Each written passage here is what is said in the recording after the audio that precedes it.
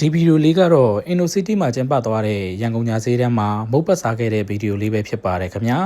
အရင်ဆုံးအဝေးကနေကြည့်လိုက်တာနဲ့စားချင်စပွဲကောင်းတဲ့ဆူရှီဆိုင်လေးတွေ့ခဲ့လို့ဆူရှီဝယ်စားခဲ့ပါတယ်ခင်ဗျာ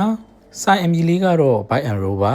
သူ့စီမာကလေဆူရှီကိုပွဲလိုက်ရောင်းတာမဟုတ်ဘဲနဲ့ကိုစားချင်တဲ့အိုက်တမ်ကိုမှအနည်းဆုံးတစ်ထုံးကနေစပြီးရွေးဝယ်လို့ရတာဆိုတော့အစုံစားချင်တဲ့သူတွေအတွက်ကတော့အရန်ကိုအဆင်ပြေပါတယ်ပြီးတော့လေရောင်းနေတဲ့ဆိုင်ရှင်ကိုကြီးကလည်းရုပ်ချောပြီးတော့သဘောကောင်းပါတယ်ဟဲ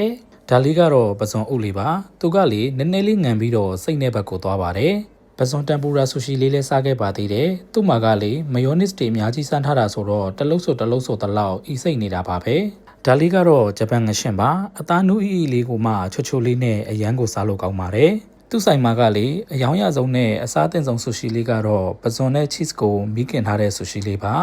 ကျွန်တော်ရောက်တဲ့ချိန်မှာတော့ကုန်သွားပါပြီကနန်းဆက်လက်နဲ့ရင်းကြီးတုပ်ကလေးလည်းစားခဲ့ပါသေးတယ်Bite and Roll ကိုတွေ့ရင်ဝင်စားကြည့်ဖို့မမေ့နဲ့နော်တတာ